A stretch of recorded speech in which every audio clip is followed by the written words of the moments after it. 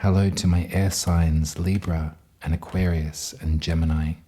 These are your messages for the full moon in Libra happening on April 6th. My apologies for my tardiness. I think I got there just in time. You'll find the timestamps listed below.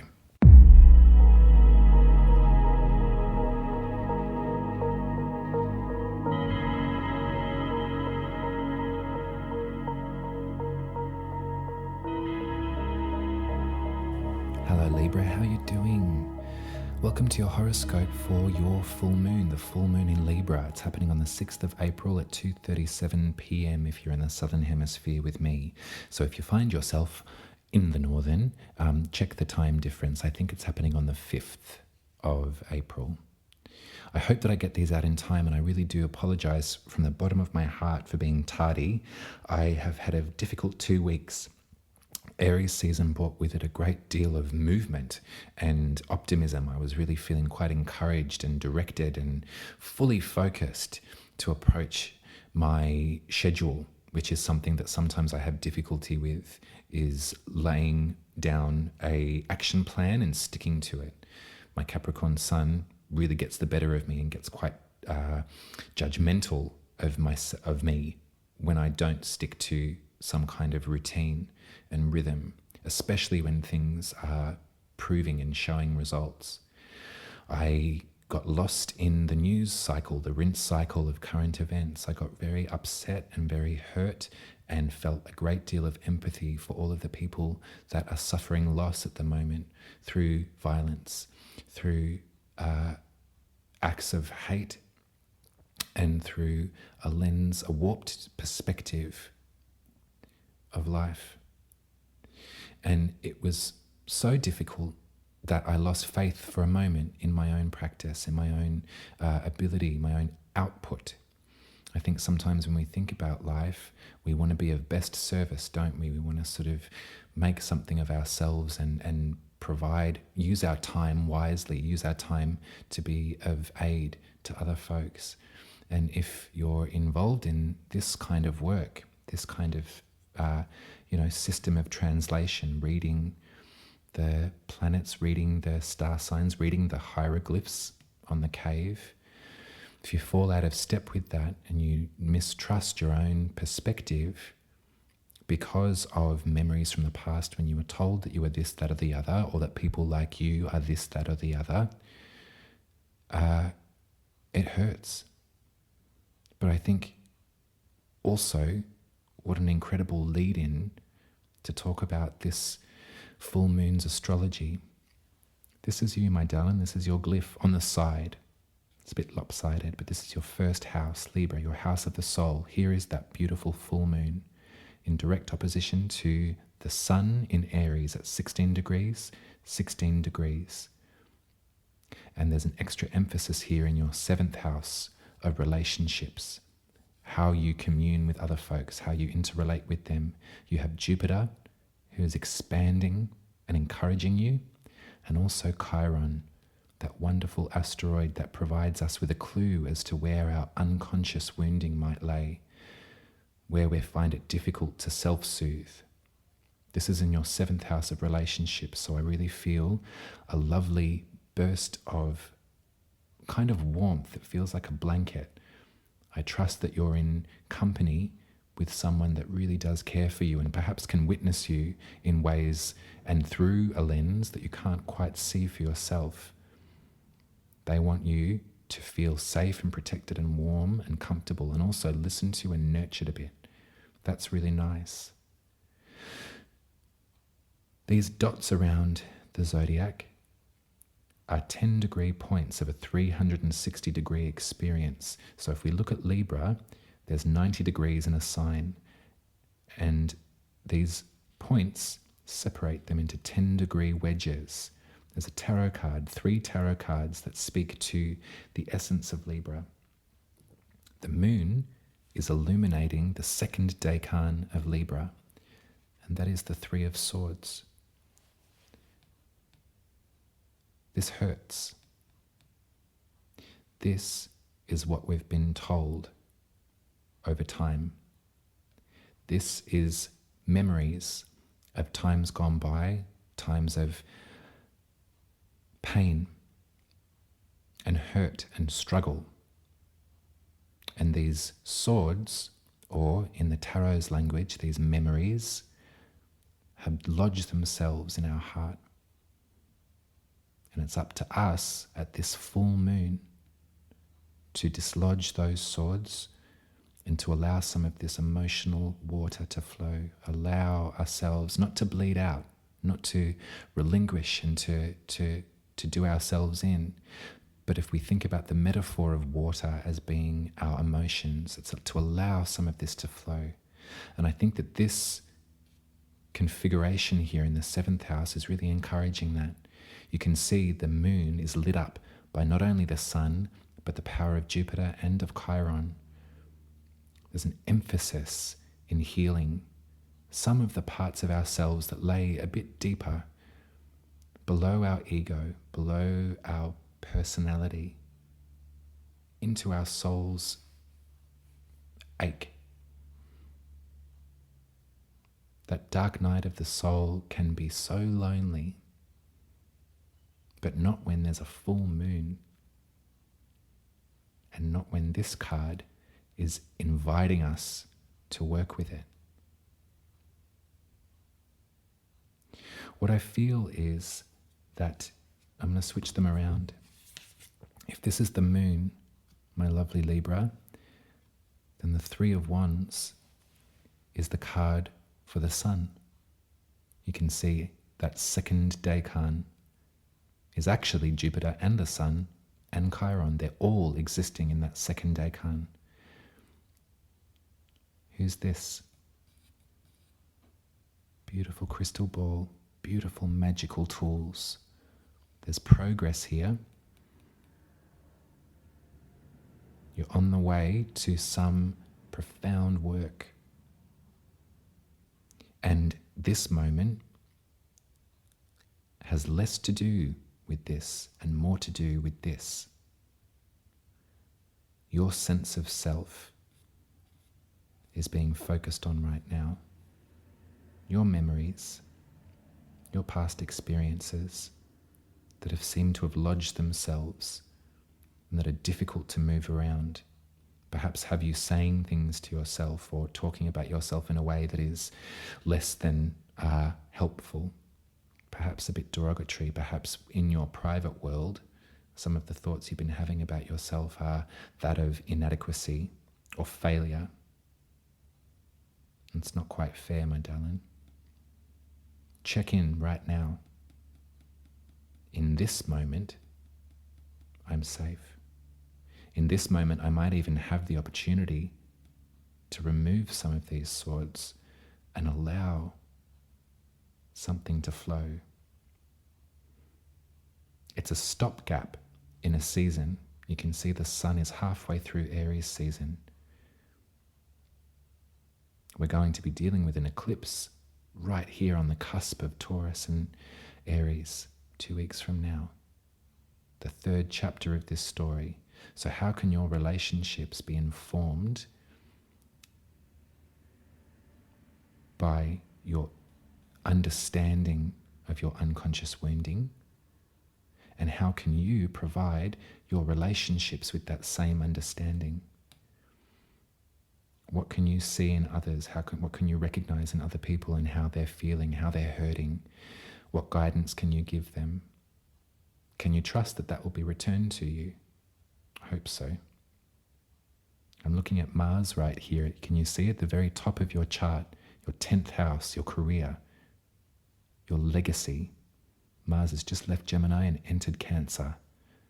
How wonderful. Mars, the warrior, talks about emotions in Cancer. They're unafraid to cut to the quick.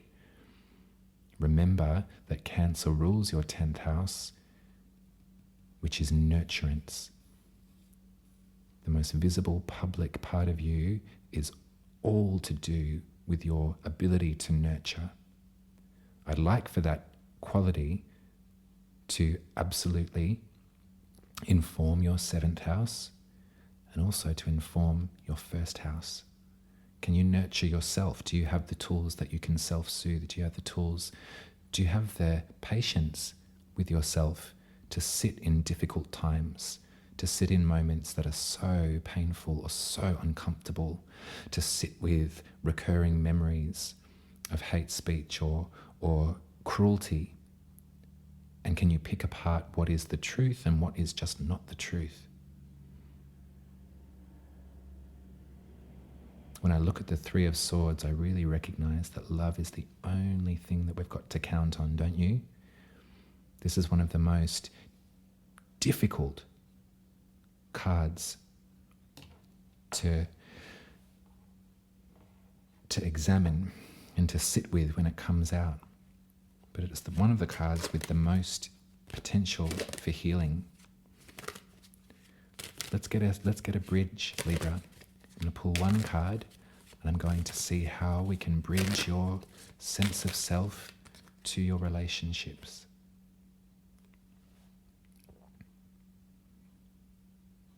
I got the Page of Cups.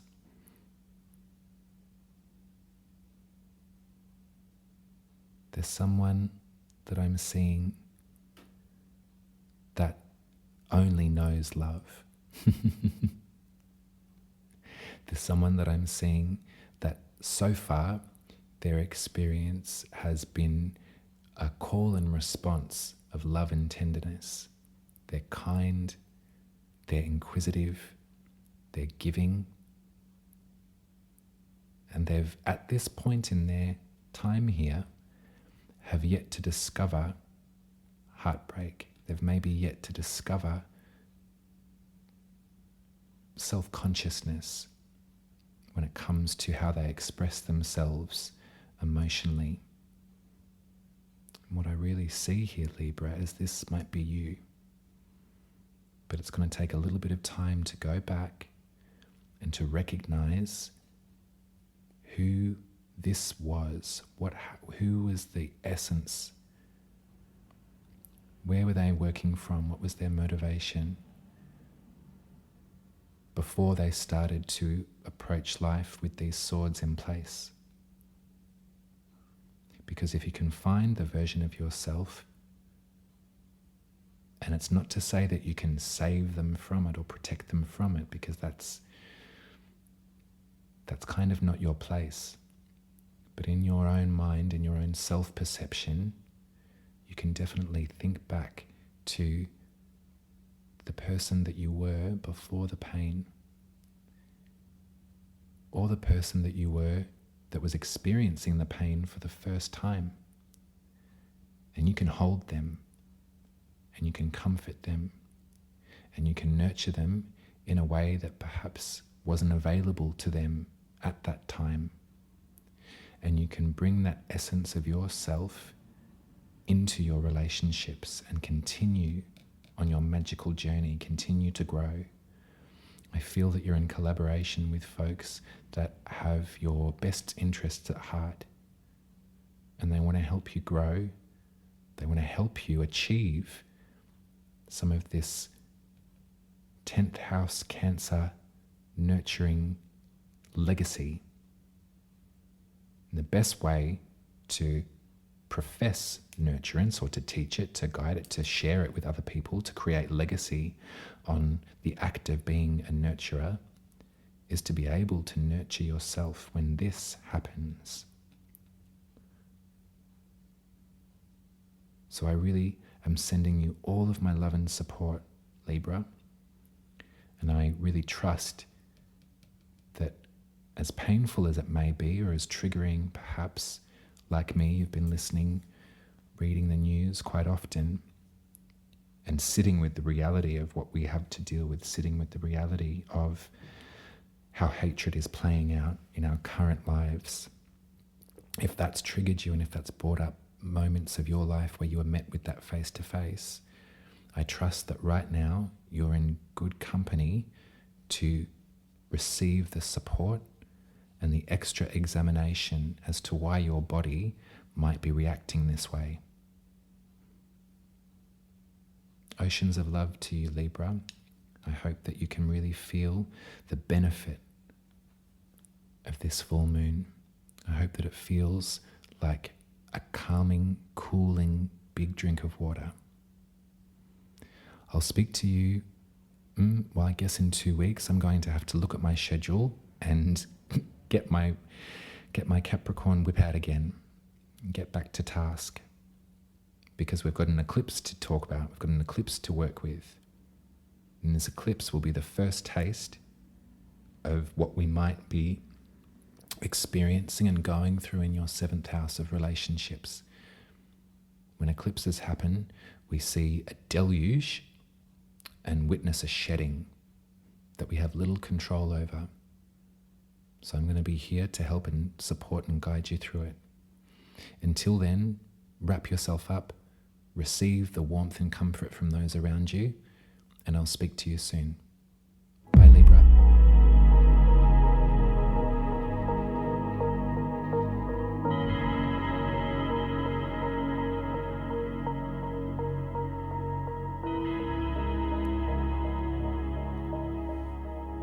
G'day Aquarius, how you doing? This is your horoscope for the full moon in Libra on the 6th of April at 2:37 p.m. if you're in the southern hemisphere with me. So that night might be a beautiful time to sit with these messages and to bask in the glow of the waning moon and to have a think about all that might materialize in this reading. It's been quite an Aries season so far, from the expulsion of potential and energy that I was feeling and that was showing up for me in my life at the new moon in Aries, came a big thud, a big wall. I read the news too much, but then again, you've got to keep aware, don't you? You can't spiritually bypass or stick your head in the sand or ignore the plight of other people. But the pain that's been presenting itself, the heartache, the violence that I've read about over this past bit of time has really hurt quite hard and has brought up some stuff for myself, maybe the way that I consider my output, my contribution, but also my sense of self.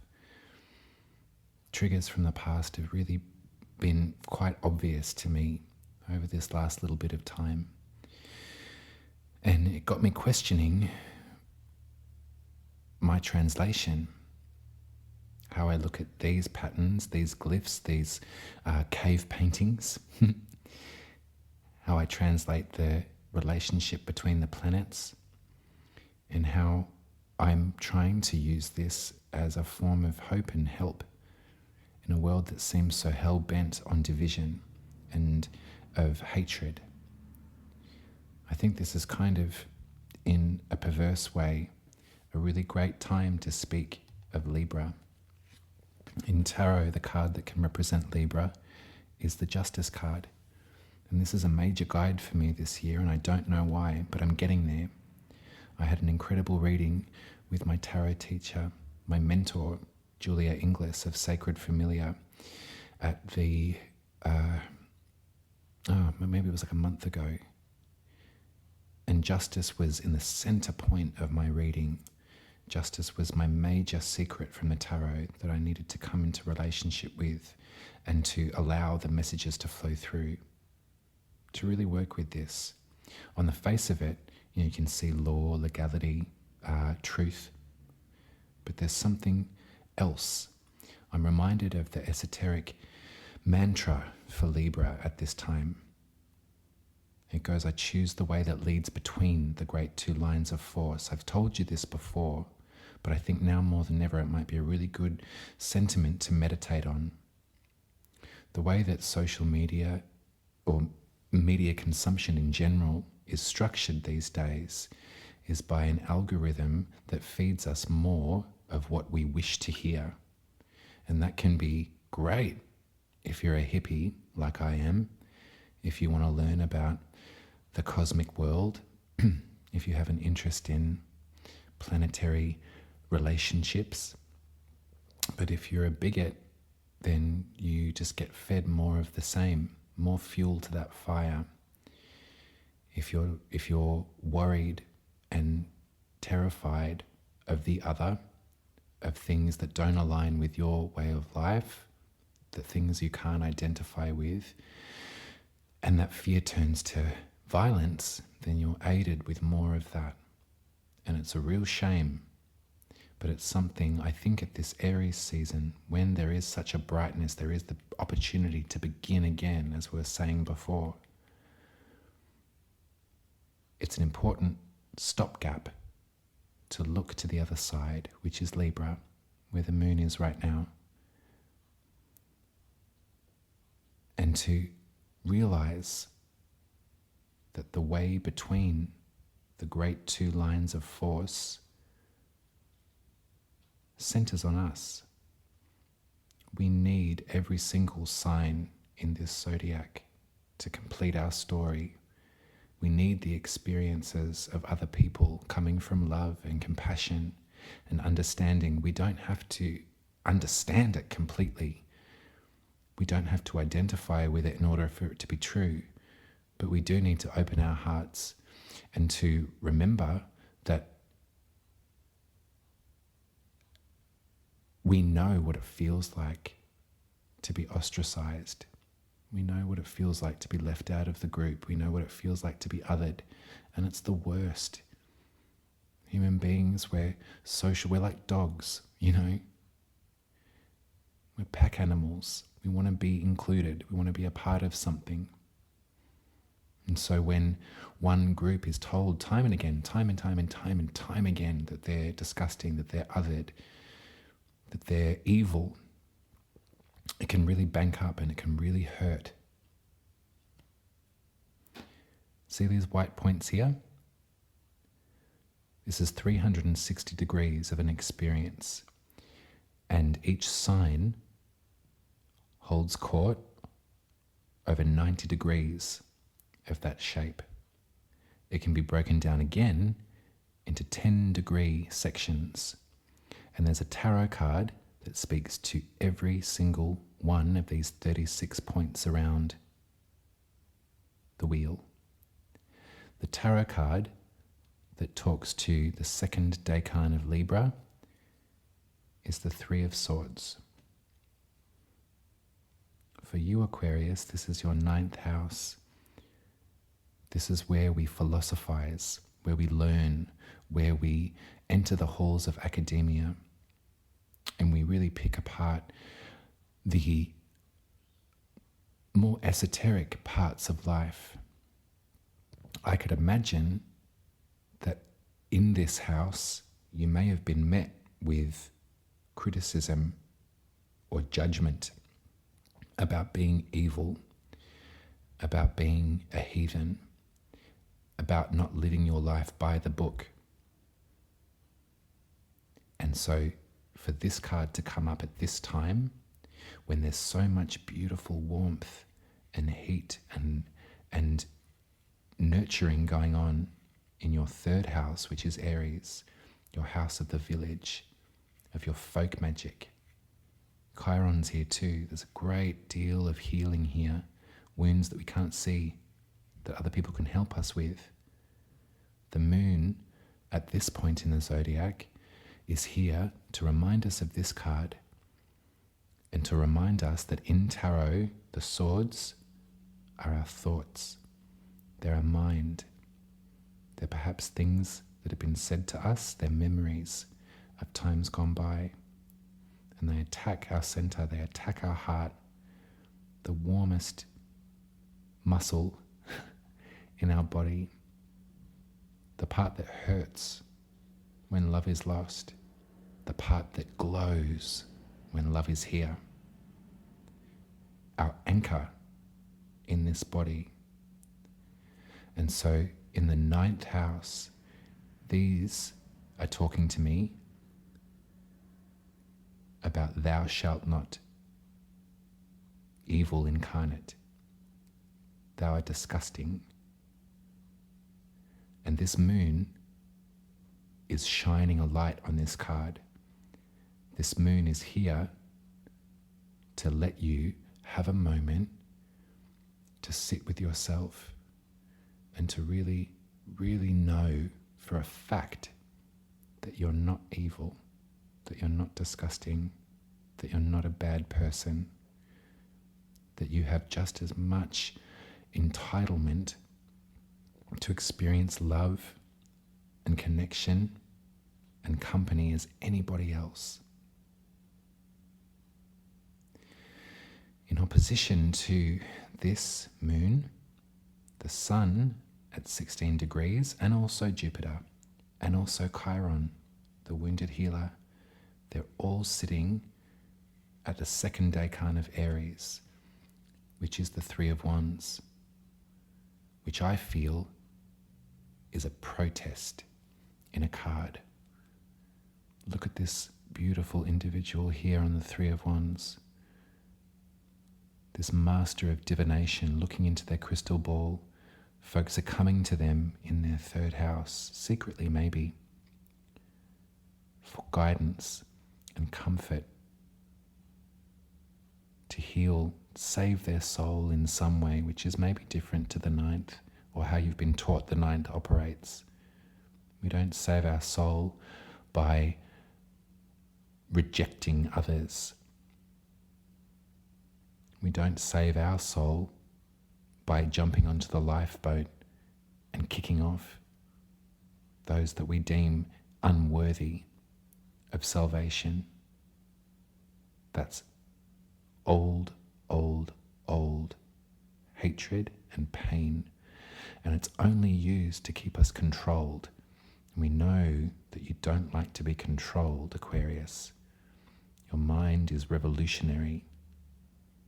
Your mind is on reconfiguring social mores, social structures that have kept some folks bound, kept some folks marginalized. So I like this beautiful warmth that I'm feeling from this card. I like the handmade magical tools, the wands out of sticks, the beautiful buttons, the flower buttons, the crystal ball. Look at those eyes, so sincere, so knowing. Go with this, Aquarius, and at this moon, allow this in, because it's okay. This goes around and around and around, and we'll come back into contact with this card. We know to work with this card, we really have to get these swords out of our center, so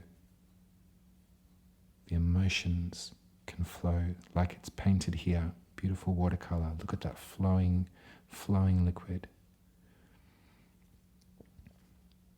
It's painful, it's hurtful to be told that you're inadequate or that you're disgusting or that you're a heathen. But you can rebuff that with this magical protest. In your work, in your third house, in your quiet time, your village, you're providing the healing for other people. It's quite obvious here with Chiron. You're providing the healing that others need so desperately. This moon's here to remind you that you could do with some of that healing as well.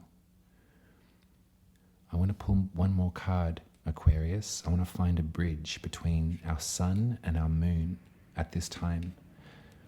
Who can help us?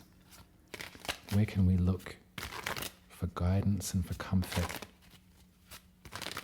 When we're reminded of times gone by, we're reminded of times where we were told that we were not worthy, that we had to repent, that we had to change our ways because our way of life, our way of seeing things was wrong. Who can help us bridge that gap at this moon?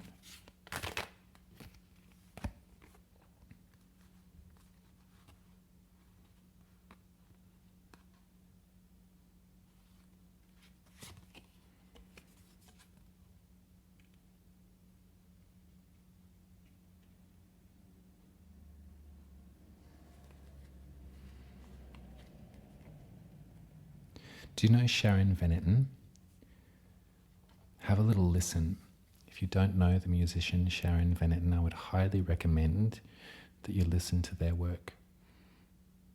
Because in the simple poetry of their lyrics and if their mastery of music, they speak to your soul, they speak to your heart space, your center. Sharon knows everything about this card. And it's made it her life's work, her life's mission to bring her listeners back to this space, to empathize with them, to let them know that she believes them, believes how they feel. I think that I can really feel that there's someone in your environment, Aquarius. They're incredibly emotionally adept, They really wear their heart on their sleeve, and they can probably encourage you to do the same. There are definitely times where we need to keep things to ourselves. There are definitely times where we need to remain focused and we need to harbor our wounds in private. There are also other times when, in numbers, a group pain, a collective expression of sorrow can be so healing. You're not alone in this at all. And everything that you're doing, that you're cajoling in your third house, your magical space, your neighborhood, the person that you are and are presenting to your neighbors,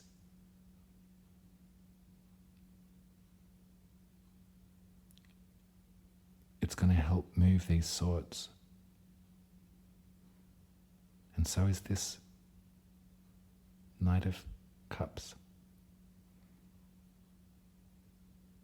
They might be a little more emotional in their expression of this, and that's great. That's great for you, Aquarius, because sometimes the brain can be a cage, cerebral comings and goings can keep you in your head. The Knight of Cups is encouraging you to enter your body, enter your emotions.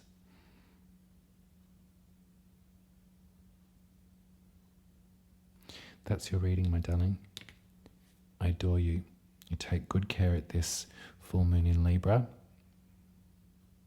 Allow the light of the moon to fill you up. Let it all go. The fear, the pain, the resentment. You are perfect just as you are. And that is the truth. That is the absolute truth. The polarity will grow and rise, but we know that we choose the way that leads between the great two lines of force. Everyone is welcome at our table, including us. I love you, darling. I'm going to speak to you in 2 weeks, I think, around then, when we have an eclipse in Aries. So this is going to be an initiation point for the next 18 months. We're going to have little control over our 8th and our 9th. So if you're dealing with religious oppression, I want to tell you and comfort you in the idea that the galaxy has your back and things are going to shed in ways that you don't have to feel so responsible for. I'll speak to you then. Take care.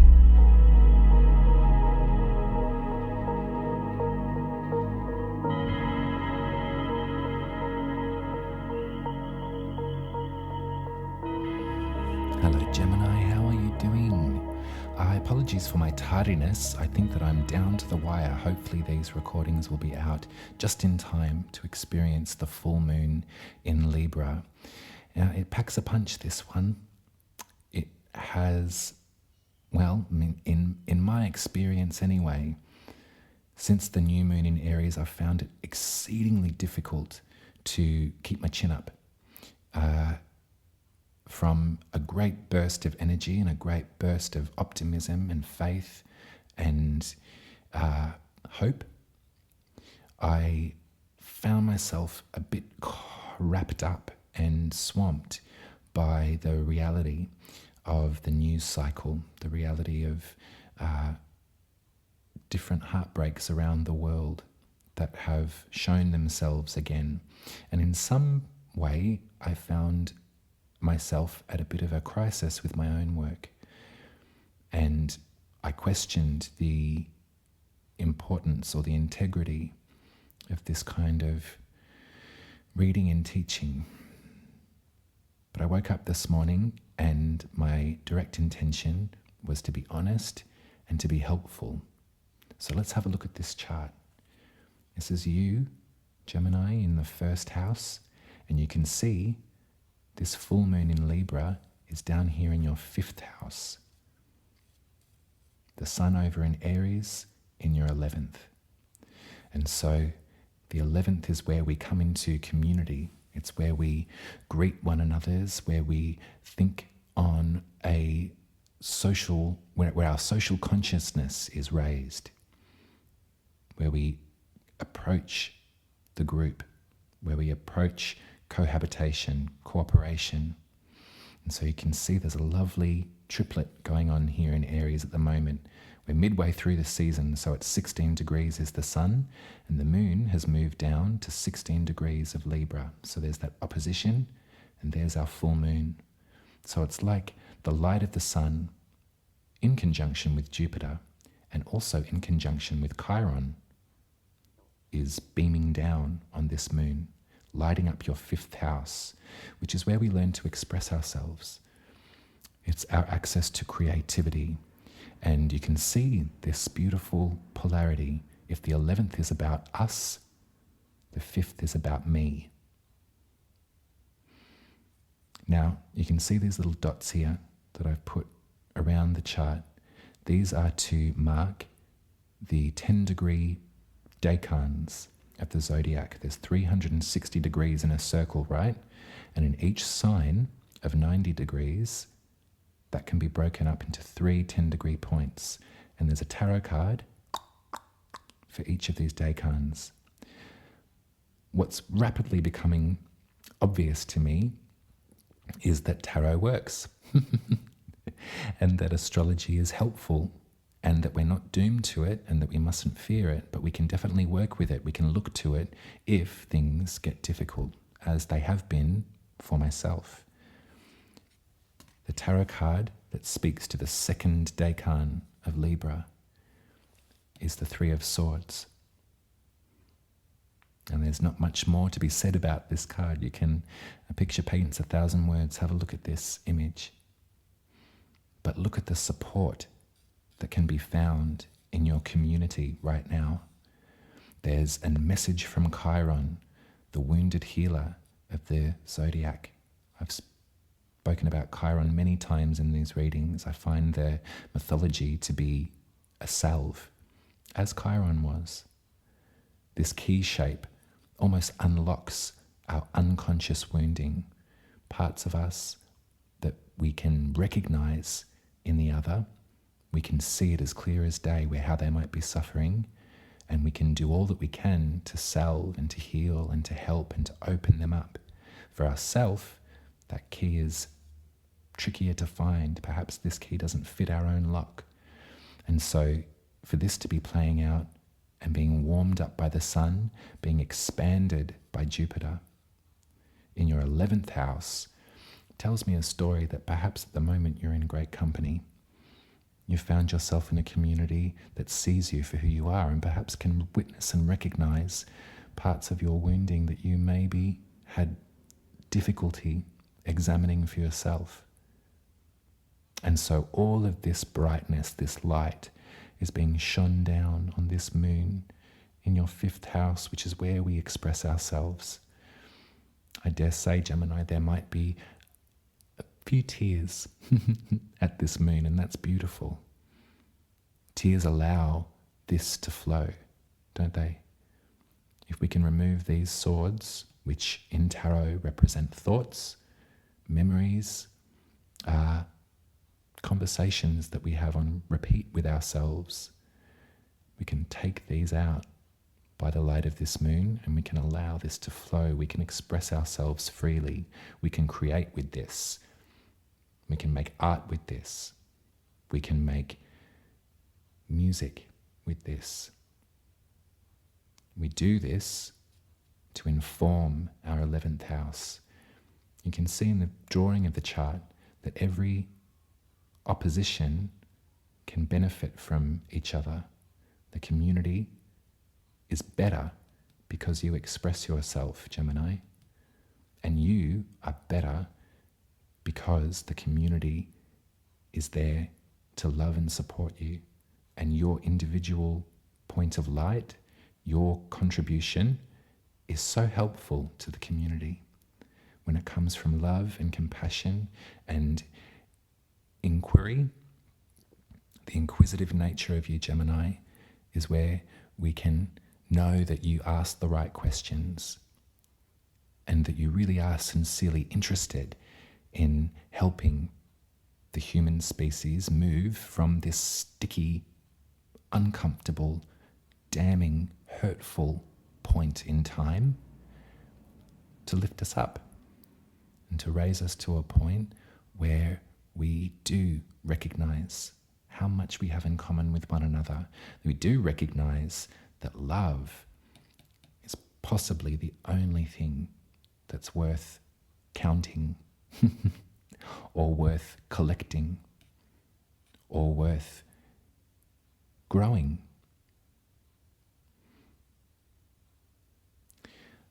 The other tarot card that we'll bring in, and then I'm going to pull a bridge for us. But you can see in polarity the sun, the moon, the sun, the Three of Wands. Your magic is working, my darling. You're on the way.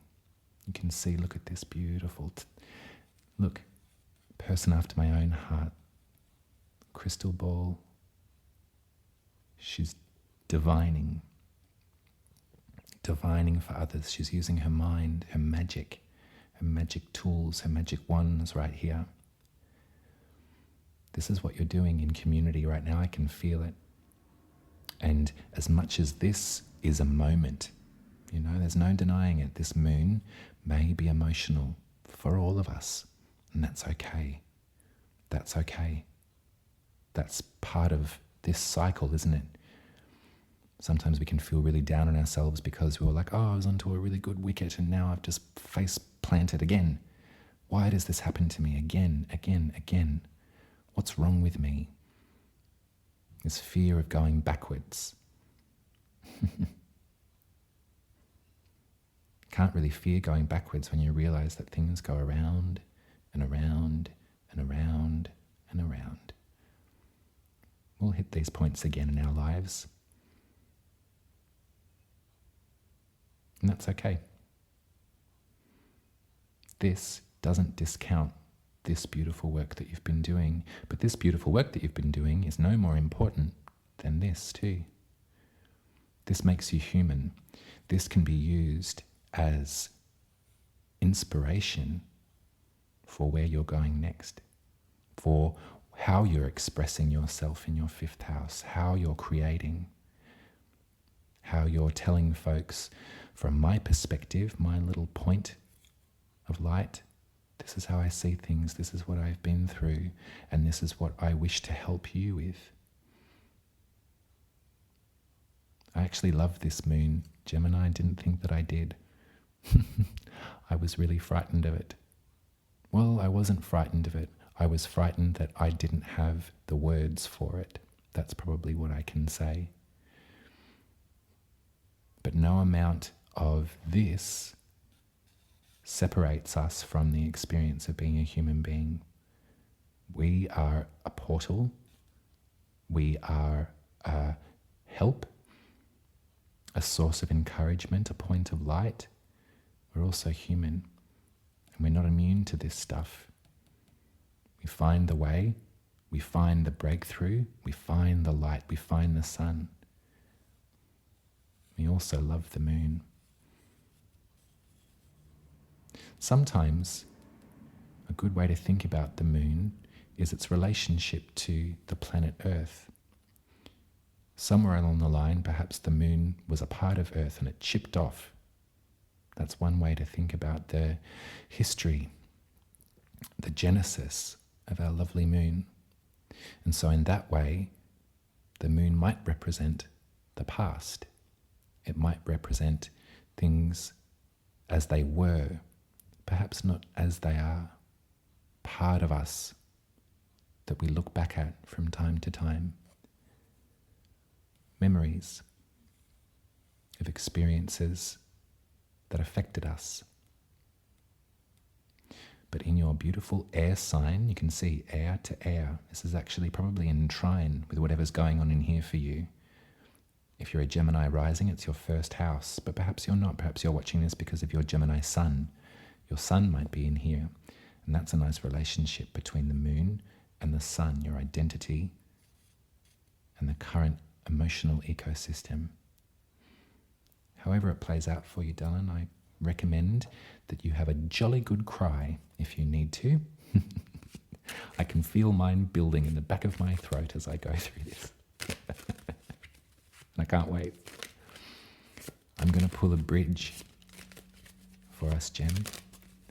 A nice little bridge between the sun and the moon. What will help us at this full moon? You got two bridges. Oh, lovely. Lovely.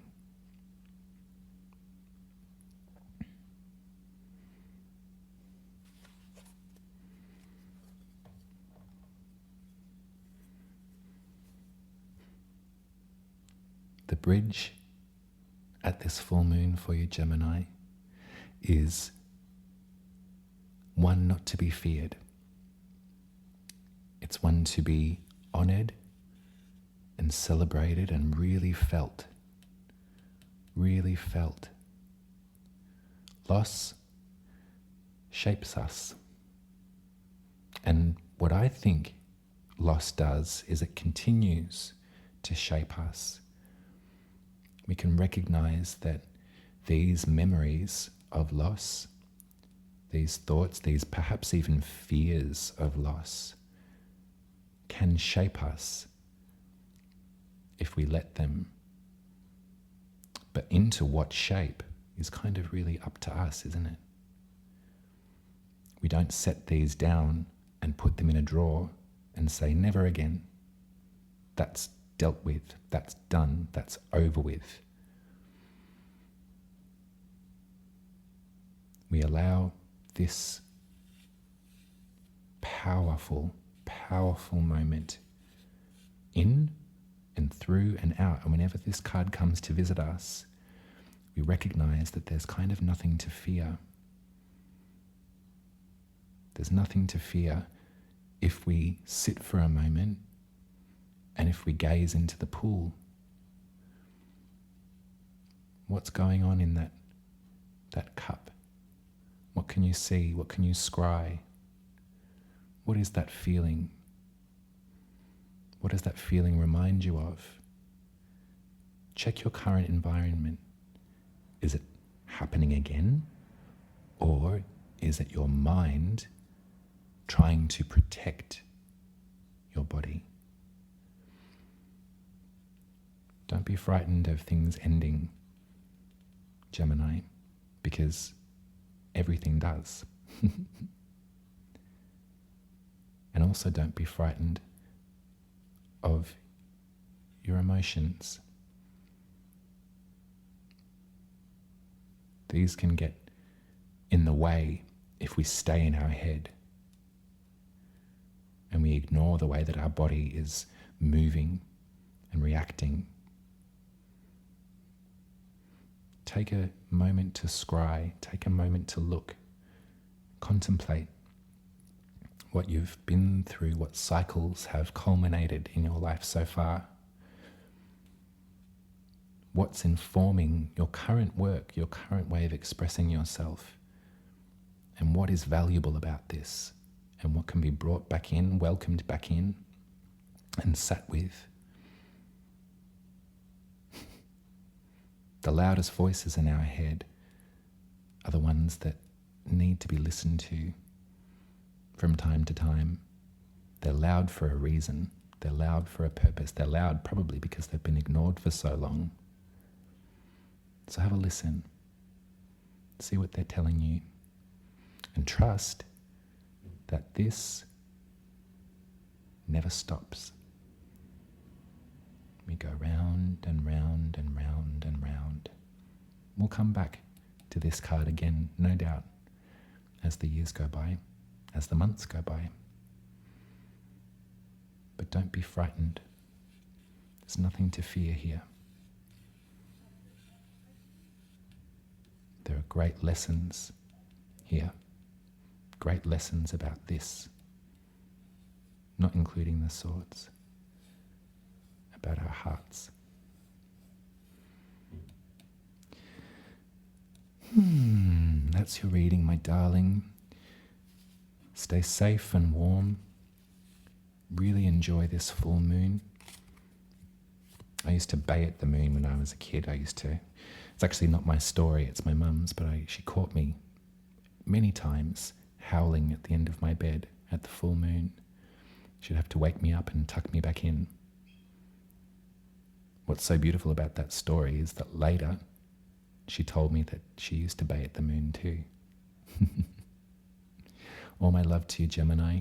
Head to umaruby.com if you'd like your birth chart read by me. It'll look something like this, but the planets obviously will be imprinted where they were the moment that you were born.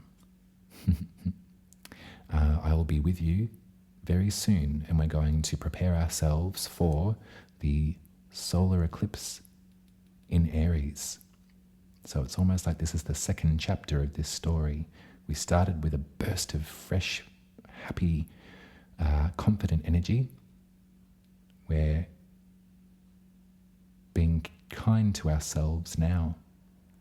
And then we've got an eclipse to shelter from and to enjoy what is revealed. I love you very much, Gemini. You take care, okay? Bye-bye.